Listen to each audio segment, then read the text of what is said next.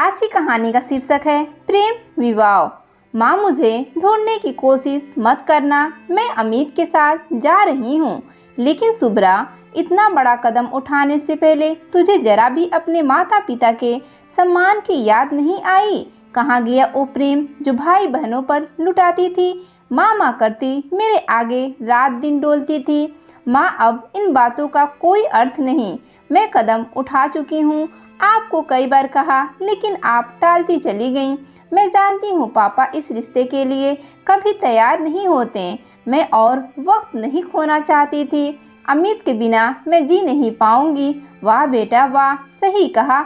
हम जो आज तक भ्रम में थे कि हमारे बच्चे हमारे बिना कैसे जिएंगे, लेकिन तुम तो 2 साल की मित्रता के आगे हमें तो सुन, ये कभी मत सोचना कि तेरे इस कदम से तेरे माँ बाप टूट जाएंगे। आज से तो हमने मजबूत होना सीखा है।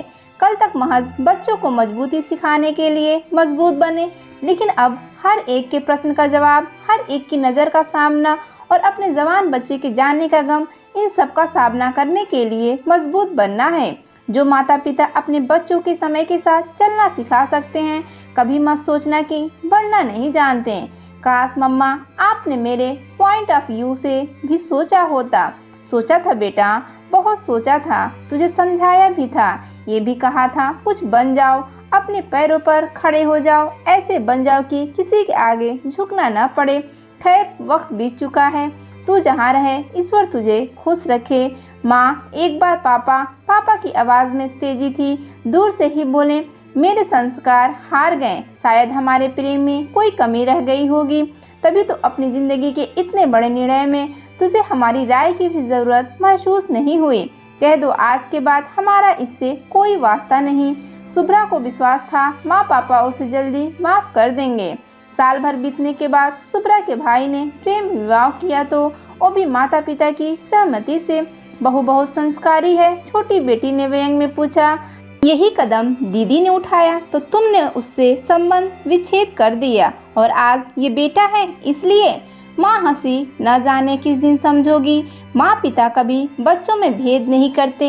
यदि तुम्हारी बहन और अमित भी अपना भविष्य सुरक्षित कर चुके होते तो हमें कोई एतराज़ न होता। यहाँ देखो, तुम्हारे भाई भाभी भी 7 साल से मित्र हैं, उसके बाद भी दोनों ने पहले अपना भविष्य सुरक्षित किया। आज दोनों अपने पैरों पर खड़े हैं। उसके बाद वक्त बीत गया। लगभग 2-1 साल बाद सुब्रा का रोते हुए फ़ोन आया। माँ, मैं बहुत परेशान हूँ। तुम्हारी रानी बेटी, जो घर में किसी राजकुमारी से कम नहीं आंकी जाती थी, यहाँ कहकर फूट कर रोने लगी। मुझे ले जाओ माँ, मुझे अपनी गलती का एहसास है। और मुझसे बात भी नहीं करते, आए दिन एक ही धमकी, चली जाओ। माँ तो माँ है। बच्ची की एक कराह से दिल पसीज गया। चलिए ना, बहुत तकलीफ में है, क्या पता वो लोग कोई घर वाला साथ नहीं, ये सोचकर परेशान करते हो। तुम्हारे कहने से चल तो लूँगा, लेकिन केवल तुम्हारे लिए। वहाँ जाकर भावनाओं में बह निर्णय लेने की गलती मत करना। ठक ठक, अमित देखकर आश्चर्य में पड़ गया। आप आइए कहकर विनम्रता से चरण छुए, सम्मान के साथ लाकर बैठाया। छोटी बहन फटाफट पानी ले आई, उतनी ही आत्मीयता से जितना कोई अपनों के लिए करता है। अमित, तुम्हारे पिताजी हमारी शादी के कुछ समय बाद चले गए। माँ बिस्तर पर है। कुछ समय तंगी में गुजरा, अकेले रहे, नौकरी ढूंढी, लेकिन माफ़ कीजिएगा, सुब्रा की ज़रूरतों को पूरा नहीं कर पाया। पिताजी के जाने के बाद माँ ने खर्चे पानी से बचाने के लिए यहाँ का प्रस्ताव रख दिया। ईश्वर की कृपा से पापा का व्यापार अच्छा चल रहा था। मैं भी सुब्रा को तमाम सुविधाएं देना चाहता था, इसलिए यहाँ आ गए। कुछ समय सही चलने के बाद माँ बीमार हो गई। चाचा ने प्रॉपर्टी पर कब्जा कर लिया, लेकिन ठीक है, अपने खाने पहनने लायक हो ही जाता है। अब कमाई अच्छी है, लेकिन जिम्मेदारी। इतने में सुब्रा आकर माँ से लिपट कर फफक कर रो पड़ी। मुझे यहाँ नहीं रहना माँ, आए दिन का क्लेश, रोज की जरूरतों के लिए किचकिच। काश मैंने तुम्हारी बात मानी होती। सुब्रा के मन की सुन माँ की प्रश्न भरी निगाह अमित की तरफ दौड़ गई। यकीन मानिए, मैंने इसे अपनी तरफ से हमेशा खुश रखने की कोशिश की है। माँ ने भी पूरा सहयोग किया, लेकिन ये सब घर वालों को छोड़ अकेले चलने के लिए कहती है। आप बताइए, जिस परिवार ने मेरी गलती के बाद भी मेरी परेशानी में मुझे आसरा दिया, मैं उन्हें कैसे छोड़ सकता हूँ? आज पिताजी नहीं, आप बताएं, लेकिन तुम्हारी पहली जिम्मेदारी मैं हूँ।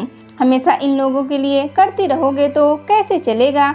यहाँ रहकर जीवन के संघर्ष कभी खत्म ही नहीं होंगे। नौकरानी की तरह सारे दिन काम करो, क्या इसीलिए इतने सब्ज बाग दिखाकर लाए थे। अभी निर्णय करो, तुम्हें अपनी जिम्मेदारी प्यारी है या मेरा साथ। मैं तुम्हारे हर फैसले को मानने को तैयार हूँ।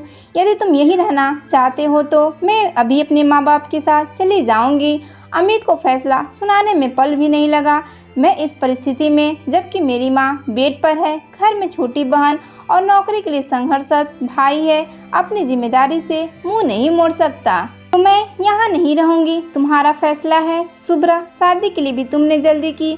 मैंने तब भी तुम्हें यही समझाया था, पहले मुझे सेटल होने दो, लेकिन तुम्हारे इस डर से कि तुम्हारी शादी कहीं और ठहरा दी जाएगी, तुमने जल्दबाजी में निर्णय लिया। आज एक बार फिर फैसला करने में जल्दी कर रही हो। माता पिता सब बातें सुन अवाक रह गए। पिता सोच रहे थे, देखो आज शुभ्रा के आंसू उसकी माँ को किस निर्णय की तरफ मोड़ते हैं। माँ खड़ी हुई निर्णयात्मक लहजे में बोली, शुभ्रा, किसने दिया तुम्हें निर्णय लेने का अधिकार। मेरे घर से निकलने का निर्णय बेशक तुम्हारा था, लेकिन वहाँ वापस मेरी सहमति के बिना नहीं आ सकती।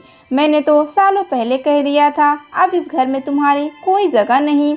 अपने नज़रिए को बदलो, महज स्वार्थवश ऐसा कदम मत उठाओ कि 3 साल बाद फिर अफसोस हो। हमें अमित से कोई शिकायत नहीं, इतना समझ गए कि वो तुम्हें कभी तकलीफ नहीं देगा।